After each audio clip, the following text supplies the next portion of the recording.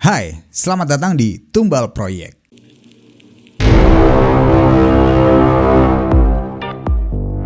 Buat kalian yang baru mampir di channelnya Tumbal Proyek, kalian bisa tekan tombol subscribe dulu.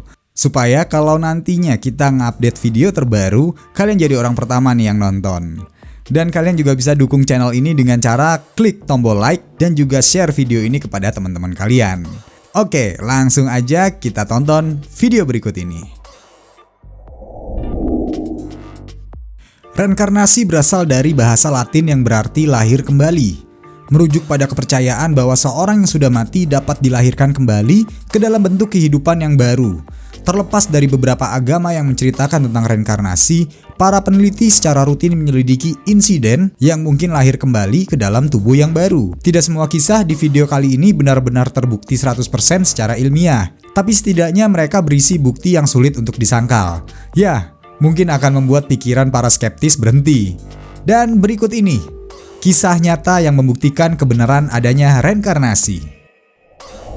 Kisah yang pertama adalah anak yang lahir dengan mikrotia dan mikrosomia. Ian Stevenson adalah seorang profesor sekaligus psikiatri dari Universitas Virginia yang berfokus pada kasus reinkarnasi. Pada tahun 1993, ia menerbitkan sebuah makalah yang merinci tanda lahir dan cacat lahir yang tampaknya terkait dengan kenangan masa lalu.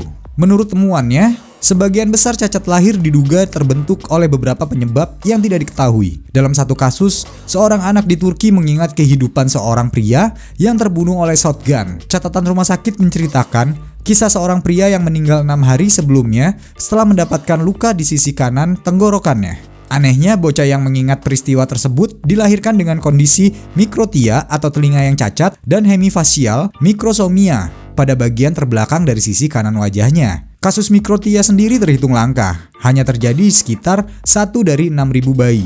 Sedangkan kasus mikrosomia diperkirakan terjadi pada 1 dari 3.500 bayi yang lahir. Kisah reinkarnasi nomor 2 adalah ingatan akan tentara Jepang yang terbakar. Selain bocah Turki yang mengingat kehidupan sebelumnya, investigasi Stevenson lainnya berkisar pada seorang gadis Myanmar bernama Wa Mintar. Wa Mintar terlahir pada tahun 1962 dan di sekitar usia 3 tahun ia mulai mengingat kehidupannya sebagai seorang tentara Jepang. Wa Mintar juga menunjukkan sifat-sifat yang tidak sesuai seperti gadis seusianya. Dia suka rambutnya dipotong pendek dan berpakaian seperti laki-laki. Dia juga menunjukkan perilaku yang kejam dan biasa menampar wajah teman bermainnya. Kisah berikutnya adalah kenangan akan anak dan kucingnya. Ketika John McConnell meninggal setelah ditembak 6 kali pada tahun 1992, ia meninggalkan seorang putri bernama Doreen.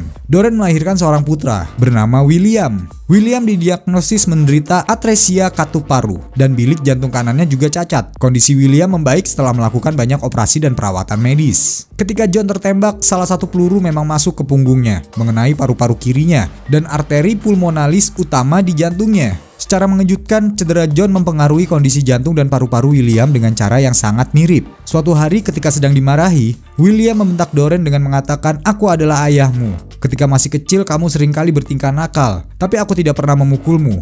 William juga pernah bertanya kepada Doreen tentang kucing yang dimilikinya ketika masih kecil yang dijuluki Boss.